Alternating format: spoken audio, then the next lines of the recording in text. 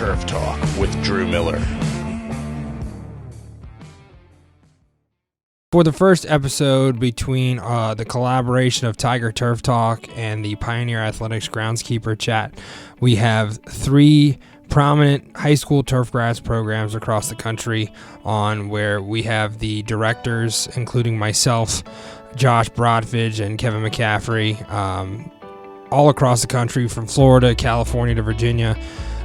This was just an incredible episode because truly this is the future of this industry, and it is something that is going to change the outlook of what we all know and love in this industry.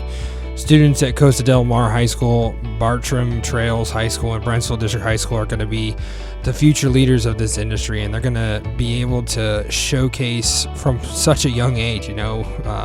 Freshmen are usually 14-year-olds leading into their senior year being 18-year-olds looking to join this industry and have a great impact on the future of where we're heading. And being able to see it from these different programs' perspectives, and where we have programs that have been around for a long time, programs that have been around for mine around 5 years, to Kevin McCaffrey being his second full year. Just being able to sort of see how even at different stages and different time frames of what these programs are at, there are so many kids and so many incredible things that are going on. And really, it's just something that should inspire everyone. It's something that has been my life's work, and to be able to showcase that and be able to be a part of everything, it's just truly incredible. And being able to talk with Kevin McCaffrey, being able to have just the most slightest part of him starting the program, just reaching out and being able to make that connection, and for him to just take it and run with it, and then being able to meet him out at Salt Lake City and to be able to talk and hear that he's actually helping get 2 more programs started up in the state of California is something that is truly incredible. And it's just something that I think as everyone should see, these programs are going to impact the way that the world of turfgrass is going to grow, whether that's your college programs, whether that's the labor force, and I should say skilled labor force, but these are the things that are going to change everything. And that's why I think this episode is so important. I am a little biased, being so closely connected to these programs. It's truly something that I hold dear to my heart. So I hope you enjoyed this episode of Tiger Turf Talk. Welcome back, everyone, to our Groundskeeper Chat series. My name is Meg Kruger. I'm the content specialist with Pioneer. And this week we have a special edition episode. Trying to think of how I should phrase this, but you will see over to my left or my right or down below, Drew Miller is actually here with us, and we have a special edition episode to help launch in a very exciting announcement that we have coming up. The blend, the collaboration, the dynamic duo of our Groundskeeper Chat series and Tiger Turf Talk. So Drew will be taking my place at SFMA this year and hosting his podcast at the Pioneer booth. And there's going to be, I think, 10, correct, Drew? Yeah, probably. Maybe 11. 10 to 11 phenomenal guests that you can go and see in person live. Their Groundskeeper Chat / Tiger Turf Talk podcast episode be recorded in person live, and then we're also going to have those on both of our social channels. So a lot to look forward to. But for the chat here today, we have 3 gentlemen joining me to talk about, nothing better than inspiring the next generation, and how they're doing that through their own turf programs. So like I said, we have Drew Miller here. We also have Josh and Kevin joining us. And I'm going to let them, take this, get it started and introduce themselves. And then we'll kind of get all of their origin stories. So Drew, since you're a familiar face, we're going to let you go first, and you have to be the quickest one. Introduce yourself and then give us a quick breakdown. So like she said, I'm Drew Miller. Extremely excited to be working with Pioneer on this collaboration when it comes to our social podcast, whatever you want to call it. I am at Brentsville District High School in Nokesville, Virginia. Quick origin story is 2016. We started off with this program where I fell into my lap, wasn't really on the path of being a teacher, but family intervened somehow on accident. And yeah, I'm pretty much year 6 now here at Brentsville and doing pretty good, I think. So yeah, that's short and sweet. Right to the point. I can't believe it's been 6 years. Yeah, let's not get into that, okay? My gray hairs keep going. Like I'm still only 27, and I'm really getting gray, so we gotta stop that. I love that. Well, Drew was my first call, one of my first calls here at Pioneer. I called on him because I thought his story was super unique, and he really gave me the crash course to sports turf management and what I would be up against with dealing with groundskeepers. So I I love that we are now at this place where we're going to have this cool partnership, and I love that I can harass you and make fun of your gray Always. hair in 6 years. Always, you know that. Always. So Josh, I'll pass it to you, and I won't harass you because this is our first time meeting. So you get a slide this time, but go ahead and introduce yourself and give us your origin story. Thank you for having me. My name is Josh Bradovich. I'm with Bartram Trail High School in St. John's, Florida. We're a suburb of Jacksonville. This is my 5th year here at the school. My origin kind of fell in my lap. I always wanted to be a high school football coach, and I was given the opportunity here through the football program, and the Turfgrass position had opened. The athletic director came to me, said, "Hey, young guy, you interested in something like this?" And funny story is, before I took this job, I'd never mowed grass. I grew up on the beach. I had rocks, and so it's kind of funny thing. My dad always really likes to talk about that. I never mowed grass before I got here. It's kind of one of those things where I really feel like the stars aligned. I was given an opportunity. Great administration, great athletic director, gave me a shot, and here I am. 5 years going on 6. It's been an awesome experience so far. Wow, and that truly encompasses the turf industry as a whole, in the sense that there's so many different access points. You can really, get in the game right out of high school, in high school. You can get in the game 20 years down the line. Like our friend Kevin here, I know his origin story is similar to that, but it really is just anybody can get involved if they're willing to put in the work. So I love that I love that story though, that, you grew up on a beach and now you teach kids how to mow grass. It is. It's pretty funny. And only about 25 minutes from here, I didn't even know this program existed when I was in high school. Wow. But I'm glad it does. And it did back then. So, here I am, and it's awesome. There's, other gentlemen like Andrew and Kevin that, we can all kind of share those stories of how we got here.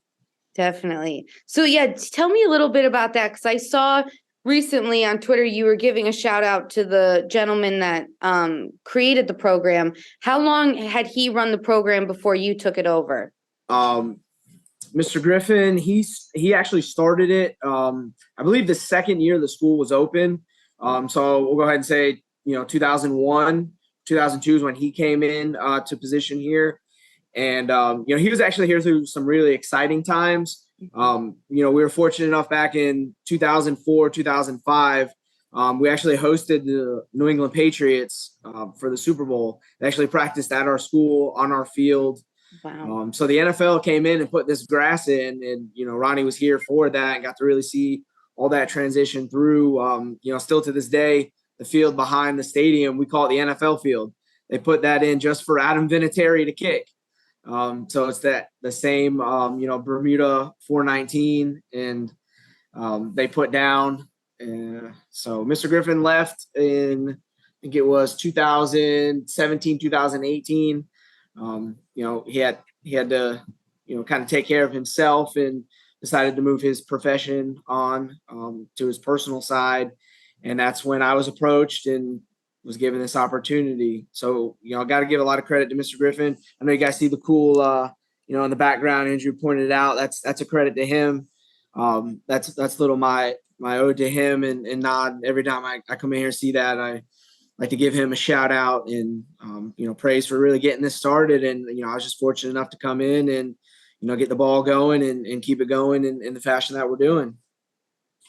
I love that. And it sounds like he was one of the OGs and we'll have to have him on eventually and really get. Definitely. He deserves the opportunity and would love to mix it up with you guys. So definitely let's get Mr. Griffin on here. I never had him as a teacher, but he's always going to be Mr. Griffin to me, no matter what we are in this profession. I feel weird calling him by his first name. He always tells me call him Ronnie. And I'm like, can't do it. You're Mr. Griffin. That's awesome. Well, and last but not least, Kevin, go ahead and introduce yourself and then give us your origin story. All right. I'm Kevin McCaffrey from Corona Del Mar High School, Newport Beach, California.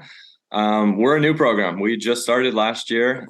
It was quite an undertaking to get the things going as far as school districts don't like liability. I'm a baseball coach, the head baseball coach here, and have a lot of pride in my field. And I'm a turf nerd. And so on Twitter, just, I came across Brentsville's site and, thought, gosh, we put in so much time and energy into this field. How cool would it be if we had a class? And got into contact with Drew and he called me back and he's just been absolutely amazing. We've been in contact several times. And I presented something, came up with something to present to our principal, fully expecting a no. That's just how education goes. And presented it to him and he was like, I love it. He's like, you know what, if I ever need you, I know not to go to your office. I know, go straight to the field. And said, let's do this. I want to try something. And it's a way to reach out to some kids that, want to be outside and want a different avenue rather than taking the AP classes. And we presented it to the district and he was so supportive. We met so many obstacles along the way. Again, the idea of kids working with machines is a big one. The liability with the district. District finally came through. I had to get a special credential to teach the class. But here we are in year 2. Last year we had 14 kids in the class. Started it, went fairly well. This year, it's amazing. We're full with 30 kids, wait list, would love to expand it. I don't know if the school has another section for me or not, but it's been just absolutely amazing getting it going and getting these kids excited for it. And now everyone on campus knows the Turf Kings and what we're doing. So it's been pretty cool process. And I'm just so stoked with them and what these kids have done. I look forward to fourth period every chance we get to get out there with those boys. I love that. And I love when you and I had the opportunity to talk about this further. You brought up the fact that this class has really become a route or another outlet for those kids that weren't necessarily going to go the AP track or, have those different and unique opportunities. And this is a way to keep them engaged and get them passionate about something that they could really turn into a career if they choose to. Exactly. That's to me, that's a special piece, is building these relationships with these kids. And, the first day of class, the first week, you go through these icebreakers of, hey, why the Turf Kings? Why do you want to be in this class? You hear that was hey, I just want to be outside. I saw all the pictures. I get to be on these machines. It looks really neat. It's better than being inside. And look, that's how I was in high school. I didn't want to sit behind a desk all day. And you want to gear towards these kids. You want to give them these opportunities. Been pretty lucky, as these guys know, the turf industry is just so amazing. And the fact that everyone wants to help out with kids and the amount of people and golf courses that have reached out and, hey, we have options for these kids to come to our course and work over the summer. It truly is neat to get these kids involved, and hopefully some of them take the path, and, I know Drew's done it and has so many kids doing that. We're new, but I know we have a couple kids that, hey, they're in year 2. They're in essence not getting credit. And we have 5 kids retaking the class just because they want to be outside. And that's special to me. Like I said, it's just been a cool process and really lucky to have this class. And, you had the unique opportunity to reach out to people like Drew and kind of build your curriculum that way. But I want to push that question back to Drew. Take us back to those first couple of days. Like, how did you develop a curriculum when, there are so many like red tape or like Kevin said, there's so many liabilities when you're dealing with a school district. So how did you really present a curriculum that was not only going to keep the kids safe, but keep them engaged, and then also present to a school board that this was a fruitful endeavor? So when I took the job, I explained that like this isn't gonna be sit in the classroom, do some fun activities, talking about what could be happening. This is hey, I need your full backing. We need to put I think it was probably 70,000 into the program when we got started.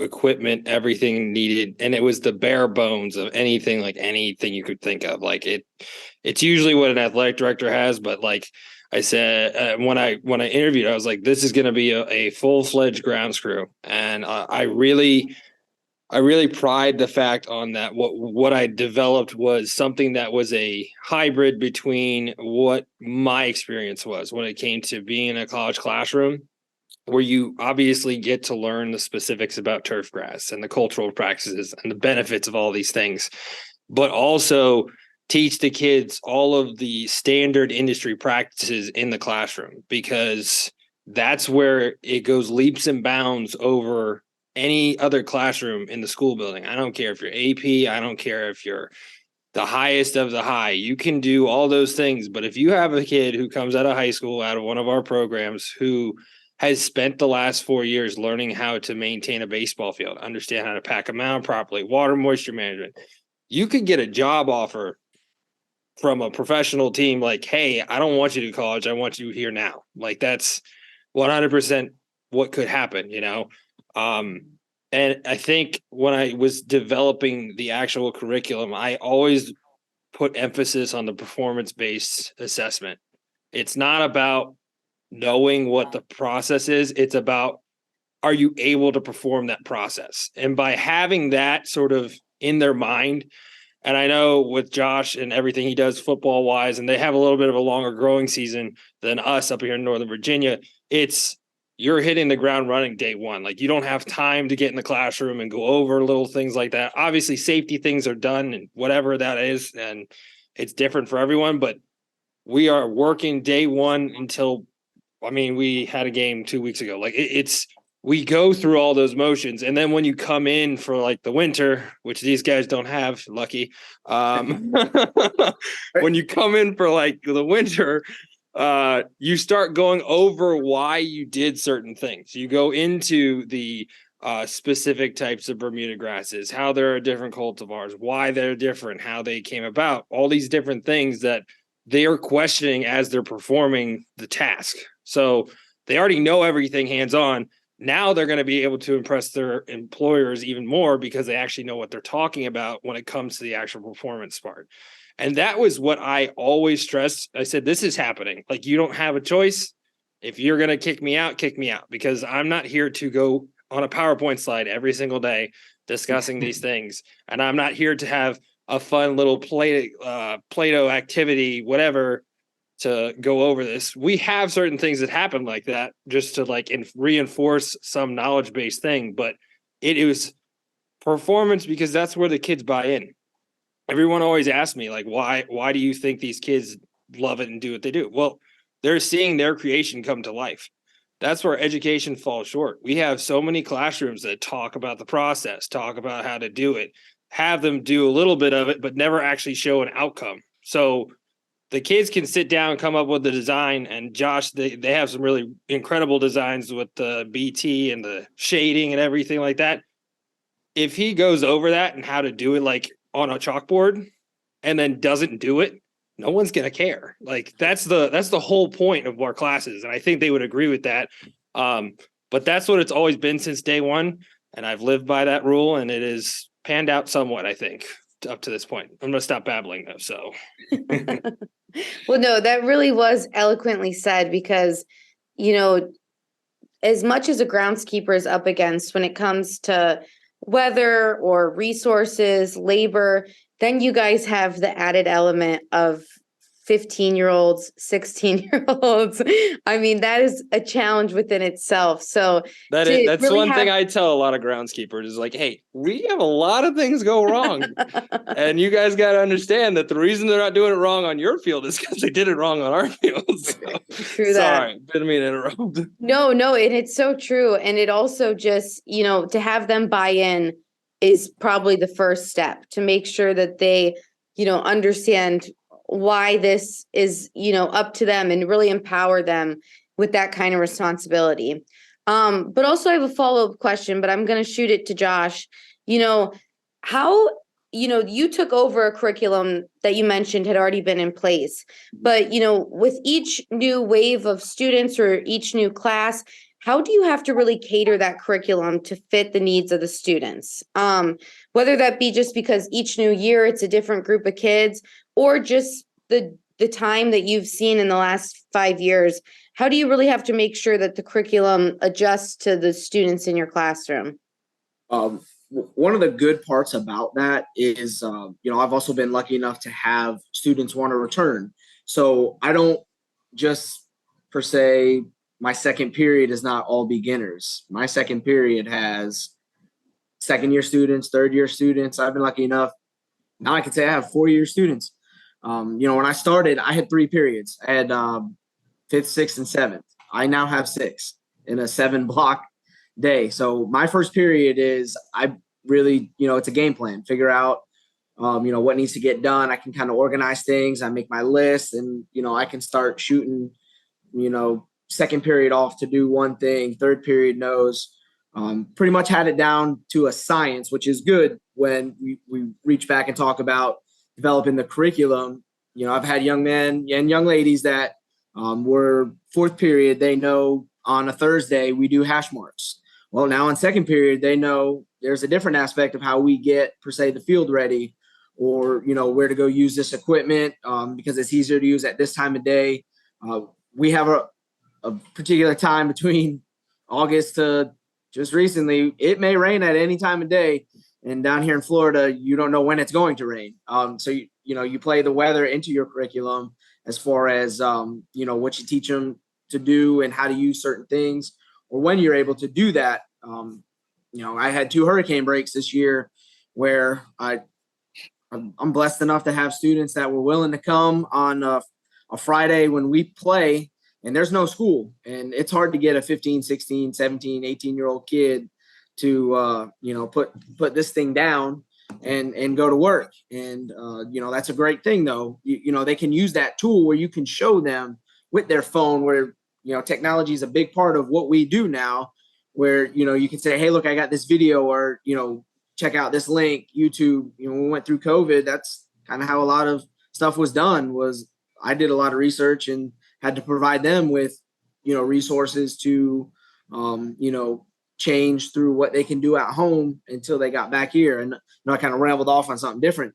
But that's kind of how the curriculum is every day is a new day, but to an extent, there's a schedule of how things go. And the fun part is having students that play other sports realize it, it's not just football. We also have soccer, lacrosse, softball, baseball, track. And the great thing is, and I think it's what's made my program successful, and I'm sure the other 2 gentlemen in here can attest to, if you're able to get athletes from other sports that can help during, they know it's football season, but when baseball season comes, I've got baseball guys that know how to do this stuff, and they know, hey, game time, I have to get the mound ready, or they know how to pull strings, paint lines, drag a field, where as a baseball coach, you don't have to worry about that. And our baseball coach is pretty thankful. He doesn't have to worry about dragging the field because I have his star outfielder in 6th period that can drag the field and get it ready. And, coach is ready about, going. So I think that plays into the curriculum is, to have athletes from other sports, be able to kind of take the lead and go, where we'll have baseball and softball. I can send baseball guys over there, and I can focus more on the softball and take some other kids, and smaller field, smaller dynamics, and it's easier to talk through things. So I'm not sure if I hit your point there. kind of went a few different places. It's exciting when you get to talk about it. We're the With grounds crew. We're the people. grounds crew. You got to get it done. You did hit my point, and I do think you touched on a couple of other things, and really how a program like this is a no-brainer at a high school level, because like you said, when a baseball coach can come to the field and know that the players already took care of the field earlier in the day, I mean, that allots for him to do other things as far as, be more than just the guy that's yelling at them about picking up their stuff, or it gives him the opportunity to really be a mentor and step into another role if he's not having to be bogged down with actually taking care of the field. And Kevin, I know you can speak to that directly because for 20 years you were a one-man band taking care of the field.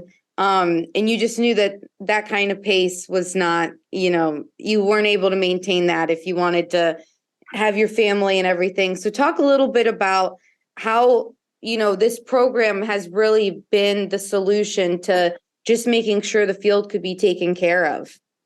Yeah, it's obviously a big help. Getting married here in the last couple of years and having a daughter, you want to be able to go home and see her. And being a baseball coach means a lot of time the district doesn't do anything. They literally don't touch our field. And, I have high expectations of what I want our field to look like. And it takes a lot of time. And so, to have a period 3 times a week, to have these students get out there and teach them everything about how to take care of the field is pretty nice. And the fact that half of the kids in the class are baseball players, just like Josh said, I have in essence 3 groups. Hey, Group 1, you guys got the freshman field. Here's what we're doing today. Group 2, you guys have the varsity field. We're lining it for a game this afternoon. We got to take care of the mount, whatever it is. We have 3 different groups. We send them off, do the 3 different things, whatever it is any given day. But it takes something off of my plate that, sure, there's cleaning up. There's never enough time. It's just one period. I'm still doing a bunch afterwards, getting ready, but it helps. So the biggest thing is it's just so neat watching these kids work and love being in the sun and take a pride in doing it, and when I say the district doesn't do anything, part of the agreement for our class was we're not going to touch the fields, and that meant over the summer. And so here I was doing all the fields by myself, got 3 of my kids. Coach, we're going to come out twice a week to help you. I mean, that's what it is. That's the turf industry right there, and now I have these kids that come out and it's not me mowing it. Now we got kids doing it, and it's just the constant upkeep, with everything. It's pretty neat what these kids do. And, I know I have all the other coaches come, hey, we have a soccer game. Can we get this mowed tight today? We'll do our best, and everyone wants help now. And so we're developing a pretty good reputation. And, again, excited with where we're going, what we're doing and teaching these kids. And definitely an expansion in the future, because Hope so. Like you said, it seems like now that it's on everyone's radar, they all want a piece of the pie for sure. Yep. So, and also just touch a little bit on, how important it is to inspire the next generation. And, whether it's through a turf program or just being a mentor to them in general, how big of a role does that really play in a position like this? I think it's huge. I think that's my approach with this class is this is going to be these kids, their best class. I want them to come out and say, I had the most fun of the day doing turf. Oh, I get to go to turf today rather than drag into a class. So I try to make it as fun as possible with everything we do. Hey, if it means I have to take 5 minutes and just screw around with them to get them going, we're going to do that, and then get them going. And, just a couple of things. I had a kid just come out to the turf class last year and we were spray painting. We were getting the lines going. And he's like, wait, you're going to trust me with spray paint? Like, of course, do right by me. And you're going to get a chance to do all this stuff, and sure, like Drew said, there are so many mess ups. And I tell them day one, tell them all the time, guys, mess ups, things are going to break. It's going to happen. Just be honest with me. As long as you're not screwing around doing it, just let me know, and there's that trust, and they know they can come to me and, hey, coach, this broke down. Hey, we didn't understand how to do this. And I think the kids know, hey, I got their back, and just creating that fun atmosphere while they're also getting to learn these life lessons, And Drew, I have the same question I'm going to pose to you. And Josh, you get extra thinking time because I'm going to come to you next. So, how important is it to really inspire the next generation, and how big of a role does mentorship really play in this gig? I mean, it's everything. I mean, I get asked like 24/7, why'd you leave the pros? Why are you a high school teacher? Like, idiot. Like, it's the kids. I mean, I wouldn't be here without what I do with my kids. Like, it's just, they drive everything. It's about being there for them when they don't have anything else, My biggest thing, then again, like, it goes hand in hand with what they've been saying about giving them the opportunity. If you empower a kid to do something that is beyond what a classroom normally is, or beyond what they ever thought they could be, that's when you change the game. That's where you see a shift in the industry. That's where you see something come from, I mean, nothing, honestly. Like, when you think about it, prime example, Meg, you've met her at the Softball Little League World Series. I mean, Liz's like absolute joy and everything in that week speaks for itself. In the time that you met her, she has made connections with some of the most elite groundskeepers in the country and has had the opportunity to do some insane things. And it's just from being a mentor and providing those opportunities. I mean, and that's just one student, we're around 200 here, and that's my job, is to inspire the 200 kids that I can, the best I can, and with turf, there's a really unique opportunity to take that to the next level. I know Josh gets to do a lot, and obviously you can see behind Kevin with the batter's boxes is being able to be creative and then actually create it. There are plenty of opportunities to be creative without actually being able to experience your creativity. We're able to provide the opportunity to develop a plan, discuss, have those skills build up, having, again, people skills with your peers, whether that's working with athletic director, working with other admin, working with peers and students, coming up with these different ideas. Prime example, creating a scheme for end zone. We do stars and stripes every year, but it's always different, and it's always on the kids, and they plan it out and they get to string it out, do all the different things. And it's something that they get to go, I did that. Like, that was me. And it's Friday Night Lights. Hey, you see what we did? That's what we did in class. This is what we do, And I think that's the other big thing, is by inspiring these kids, you're inspiring more than just them. You're inspiring their families. Their families are talking about it beyond that. And then that goes into the community, and then the community gets bigger. And it gets to the point where we're talking on a podcast with 3 turf instructors from across the country. Like, that's the goal. And that's where it all is rooted in our kids, because without the kids, there's nothing. I'm going to stop babbling. You don't have to end it every time with that. It's not babble when it has so many good golden nuggets embedded in there. I just want to hit on one thing that Drew said. It's the same thing. We do a different design every week when we're in season as far as striping the field. And it is so neat as the instructor to see the kids. Oh, coach, they take the drone shot. Oh, coach, the line's a little off here. Let's get the mower out. Let's fix that before. It's like they have such pride in that, and you don't get that in your normal classroom class. It's something that is truly unique, and seeing them do that type of stuff, it's like, okay, we got these kids, we got them hooked. It's pretty neat what they're doing. Yeah, I love that. And especially since there's been so much conversation around this generation, and I don't know if and really, what's our generation, Drew? What's the one after millennial? Millennial, I don't know, Z, Generation Z.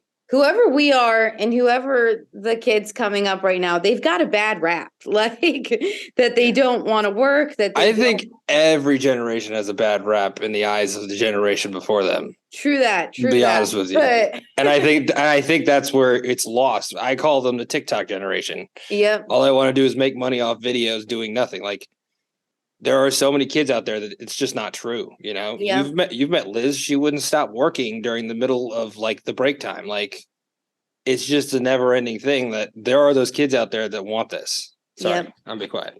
No, and that's what I was touching on just with what Kevin said is like just to see them light up about something that, and especially about a career that isn't an easy gateway. You know, it's a career that you have to have passion for and you have to put hard work into it. And it's kind of cool to kind of rebrand, give them the chance to rebrand themselves, because right out of the gate, we've kind of put these labels on this generation that are not the most becoming. So it's really cool, I'm sure, in your position to be able to give them the chance to rebrand themselves and take pride in what they're able to accomplish. So, Josh, we'll finally give you your chance now. No, I mean, really, that's kind of the perfect, lead into what I was going to say is, what I really enjoy or what I can see with going with this is helping the kids develop a sense of pride in themselves and in their school. And, we're lucky. We're the only school in this area to have this type of program and to see that they have that type of pride in this is where I go to school. This is how we do it. This is the way it looks. I mean, they kind of know, like one of my expectations when something needs to get done, or if you're walking around a certain part of a field or, a different area, I'm like, it looks like crap, fix it. I mean, if you're good, just imagine if you go to somebody else's field and you're like, that doesn't look very good. And you're like, oh, okay, I should probably fix that. Or, they can kind of take it upon themselves to see what needs to be done. I don't always have to kind of guide them or lead them to something. They just understand, what's expected. And, it's kind of fun because with the, getting crazy with the colors and, the different paint, after a while, you're like, I don't know what else I can do with painting the end zones, doing something on the 25, doing a midfield logo, outlining. But I have to find something because they expect that. But it's cool that, they expect what the standard is, for our program and our school. And, what we see Drew do, I'm always showing them, I'm like, hey, look at that. I wish we could kind of do that. I'm a little stingy with my colors. You like to do red, white, and blue. I got a thing against the color red, so it'll never be on my field. Fine. One of our rivals, they're red, so I'm like, Gotcha. I'm not gonna paint red on the field. Sorry, guys. We can stars and stripes it, but it's gonna be blue and black. But it's awesome to see how much change there is in the opportunity to do things, and they get excited about it. And you see kids now that are like, man, I go to an NFL game and I'm like, kind of notice this line, or the paint colors or how they do things, and they bring these ideas, and that's cool. You get them thinking outside the box. The TikTok thing, I didn't really know about TikTok until early. The guy that free-handed the logo, the numbers, and the kids were like, "Coach, look at this." I'm like, I don't have TikTok. I'll never see that. But they look at these things, and you kind of see the different perspective of what you do and how it's affecting this generation is they see the mow patterns. We've been talking about the World Cup and, I'll pop it on in the room when we got a little downtime, but they see these other things and they're amazed by it that, wow, this happens all over the world. It's crazy, believe it or not, so just giving them a sense of pride in what they do, where they play, where they go to school, what they do. And when other people show up, our standard is the best. We want to look the best when you show up here. And when we go somewhere else, if it looks good, I want that too. Perfect example is the goal, the pylons. We played at a school last year and they had their logos on it. I'm like, I got to have that. And, the kids take pride in their school and just the little nuances of, what makes a Friday night happen or Wednesday afternoon with a baseball game. It's just cool to see them be excited about where they go to school and the work that they've done for it. Definitely. And you touched a little bit on it in that response as well, that, you're learning from them different things as well, even though it might be things about TikTok. But to dig a little bit deeper, what lessons have you really learned from being in a position like this? What opportunities or, life aha moments have you really been able to get from being in a position like this? If a young man or a young lady's having a bad day, they know, and the admin, the teachers around here, they're really good about, I just need to go to turf. And to know that this is a good way for them to, they need to collect themselves. I've had, I just want to mow. Coach, can I get on the mower? Absolutely. And to see that something little with giving them an opportunity to go be productive and collecting their thoughts while being productive, using a mower, getting out, and just being themselves. It's pretty cool. I had a student 4 years ago. He wasn't even my student, but he always came to turf, and he worked, and now he works for the Jacksonville Jaguars doing the same thing. And to see him send me videos of painting the end zones for Florida, Georgia, or, hey, coach, we just changed the sod. You need me to bring you some pieces? You got a practice field that needs something like that in itself right there. Is seeing the impact on how you can change somebody's day or their life, and just by giving them an opportunity to be themselves and work a little bit, is the most rewarding thing in the world. You can't put any dollar sign next to seeing somebody smile and take pride in what they've done or what they can do and what they're going to do, because you gave them the opportunity. When somebody told them no, you told them yes. That's awesome. And Kevin, I have a similar question for you, but what elements do you really love about this gig? What's the most rewarding aspect of this job that you've found in the last 2 years? I think, like I said, what both of these guys have said as well, just seeing the way these kids come out to class and they're excited to be at your class. That's the big one.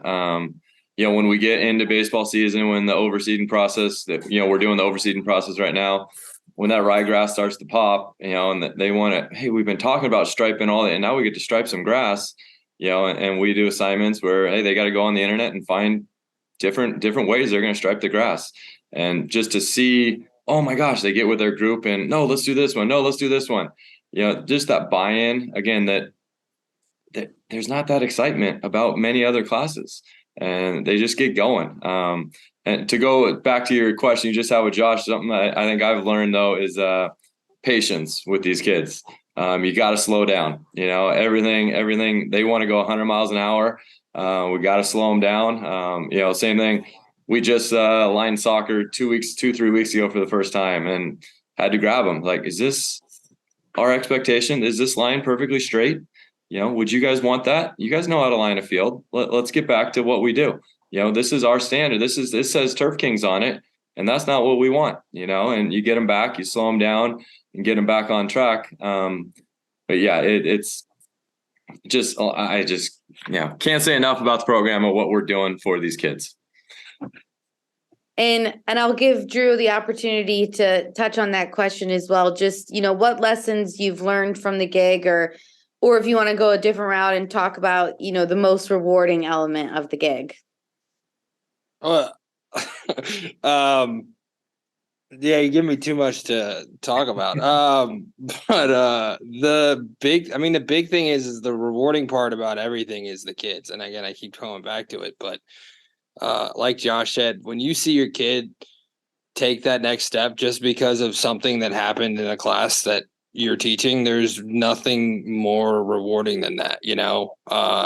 2 weeks ago, I was able to take my kids down to Charlotte, and they prepped the field for the ACC championship. And to have those kids in the moment see that everything we do on our field is what they do on that field, on the professional stage, on a national television, watching them just have the time of their life, and just be able to see them come back so excited about everything, applying to colleges for turf, all of these things that you can't, like Josh said, you can't put a number on it.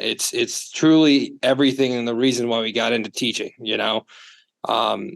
and being the other really awesome thing about it was one of our chaperones was one of my former students, Julie Kessler, Meg, who's worked in the NFL and who is at school now. And it's just to have her come down, be with the kids. She had a similar experience where we painted an XFL field. There is just nothing more rewarding than watching those kids take the same passion that you have for turf grass and just changing everything. I always tell people this is, if you give a kid a moment, all it takes is one moment to change their life forever. And in that moment, the industry will change with it. Like, there are so many things that we don't take into account, the impact that we have in our daily work. You don't know what the kid is going through. You don't know if their life is a living hell. You don't understand that, like Josh said and like Kevin said, it's an out. It's something that everyone's passionate about because it's their outlet, and the outlet becomes their passion and the passion becomes their career. That's what it's all about. And that's what I truly love about my job. And that's why I haven't left, and no matter how insane these kids can drive me, I'm always going to be there for them. And that's one thing that I've always learned, is that these kids need someone who can help guide them down whatever path it is that they want to go, whether that's turf or something else, but they need someone to be there for them to find it. So. Well, and something that each of you gentlemen are doing, through these programs is not only inspiring these kids, but inspiring the industry to really take the initiative to, even if it's an intern on their staff or somebody in their community, to really take the opportunity to give those younger kids on staff the chance to thrive. Because I know, like, when we see photos of kids like Liz and Julie at the Carolina Panthers stadium prepping the field, like, there's nobody that saw those on Twitter and weren't like, wow, like, what a crazy opportunity for those kids. And we know the impact it's going to have on them. So, it has us thinking about the future. It has the industry wanting to really, do better and combat these labor shortages and in unique solutions. And I would say, a curriculum that other people can follow and implement in their own communities would definitely be a necessity. But I know that's a huge ask. So, I'll pose each one of you with this question. What's really your hopes for the future, whether that be for your program or just the industry as a whole? What do you really hope, comes out of something like this and impacts and changes the industry for the better?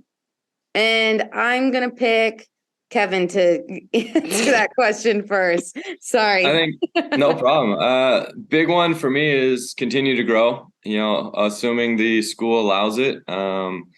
Take over the whole school. Right now we do baseball and some of the soccer.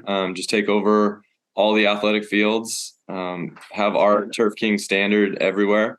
That would be big for me. If we do only get stuck with one period, hey, we're going to take that and we're going to run with it and do what we've been doing. That's our big one. As far as, the connections, like I said, just the turf industry, we're brand new. We're a year and a half in, and the amount of people who have reached out through Twitter about they want to help or they want to go out to lunch or, all the local golf courses. I was just at Newport Beach Country Club last week with Scott Day, the superintendent there. I love what you're doing. I love your weekly posts. How can I help? What can we do for these kids? Let's get them out for a tournament. Let's get them working here. They need summer jobs. Same thing. The guys with the Charger staff, and Josh was just saying about the freehand, the numbers.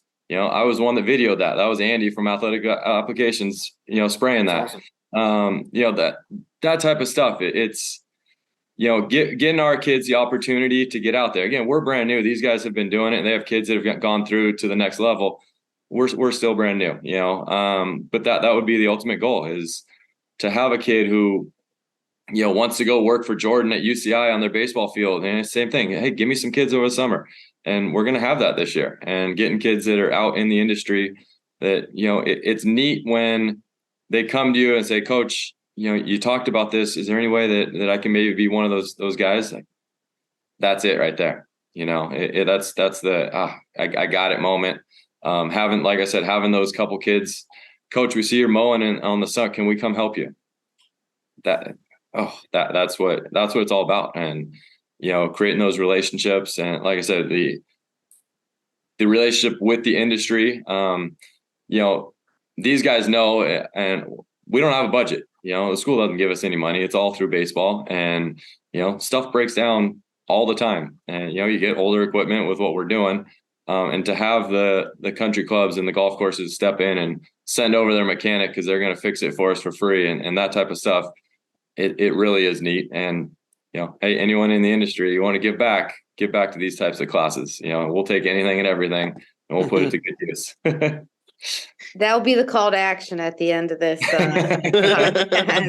Is this where I can ask for a new mower? Corona Del Mar High School. Address is below in the description. Cell phones as well. We can take another anytime. Venmo, I need a new 3100. Well, Josh, I'll let you take that question next. Just what your hopes are for the future of your program, or just like Kevin tapped into how he hopes the industry really, sees the impact here. What I think, with the power of social media, and what I've really kind of tried to create with our, Turf Twitter and things of getting out the images of what we do and, what it looks like on Friday is I really hope it gives the opportunities for other schools in our area, to develop a program like this as well. I know, kind of our sister school, in the south part of the county recently just implemented, a turf program. And so they're starting. So I'd really like to see it grow in the area and not necessarily leave it on the coaches to, have to really get down and, let them have some time with their families and things. So I really want to see it grow in the aspect of see what we do, see what these other schools, Kevin's a perfect example of what he's been able to build. He went and asked and he's got it. And, everybody deserves that opportunity to show up on the field where, it's prepped and dressed for Friday, looks good for Saturday. And hell, I'm confident enough to say you could play out here on Sunday. That's kind of the way I want it to be. And I want others, to take that reign and really go with it. So that's my hopes for the future. The growth with the program here in itself is I just want kids to want to buy in and want to see and be able to work.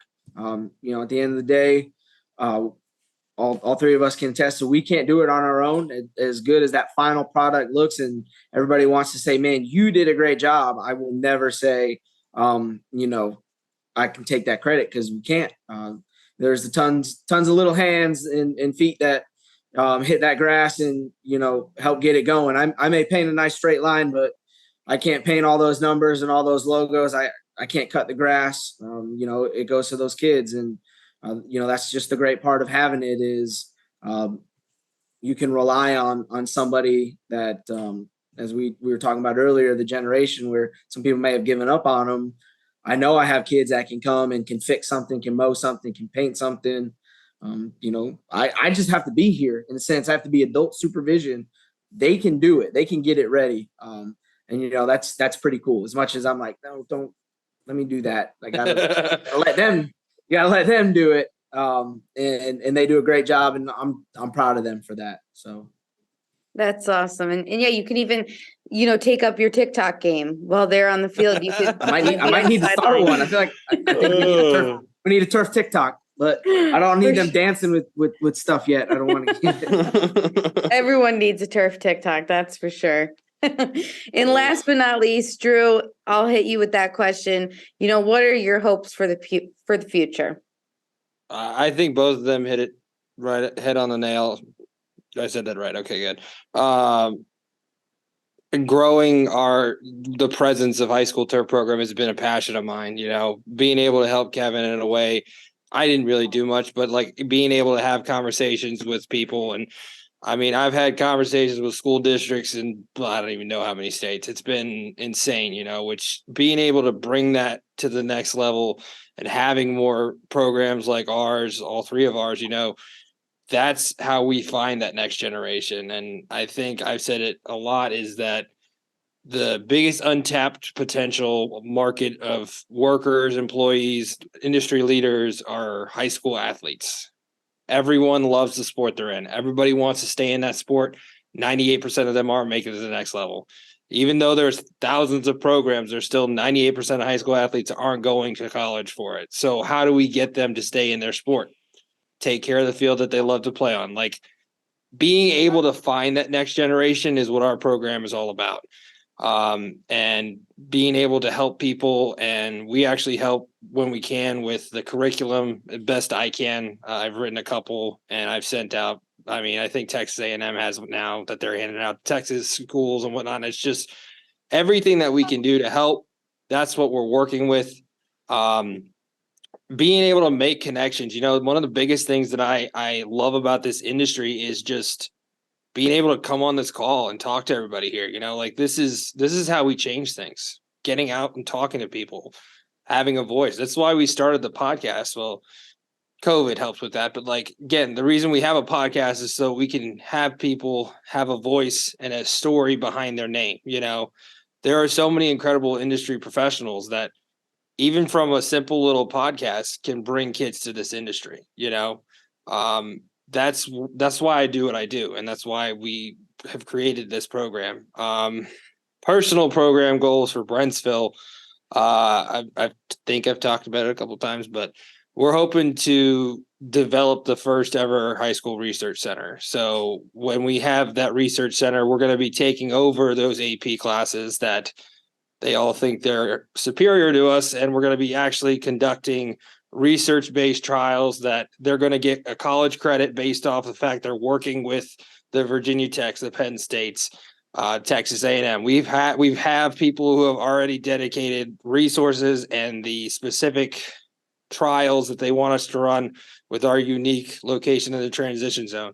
Being able to add a class like that adds a whole new level to the student's experience, and to be able to show them the academia behind Turfgrass and just bring that to the next level, hopefully bring in another industry professional who has a great background and all that, and just let them take that to the moon. Like those are the things that we aim for. Something that I always get asked is like, what are you doing next? You've already done so much. Like, no, we're just getting started, hopefully. And that's always the plan. And to see these guys and what they've done, and Kevin, I mean, jumping that many kids in 1 year is phenomenal. Like, it's insane to see the growth and to see just from a message, a DM, what that program has become. Like it's incredible, and that's what it's all about. And that's why I love this industry. So I'm going to stop babbling. I knew you're going to add I had to do it. It was the last one. Why? What do you want? Well, if anybody learns anything from this chat, it's that if you're going to slide into anyone's DMs, go into the turf professionals, because they will never turn you down. They will always say yes. and it truly is. I've gotten almost, I'd probably say 90% of my podcast guests through Twitter DMs, just by, hey, love what you're doing. Come speak about it on our podcast. So that's the big takeaway. And that Drew thinks that he babbles anytime he speaks. I do. But I really do. I do appreciate all you guys hopping on the call for a bit. And like I said, this will be our cool special edition episode to really tease what's to come with not only, turf programs and inspiring the next generation, but the collaboration of Pioneer and Tiger Turf Talk. So definitely keep your guys' eyes peeled for that. And again, I appreciate you guys the time hopping on here to talk about some truly inspiring content. Thank you for having us. It's pretty cool.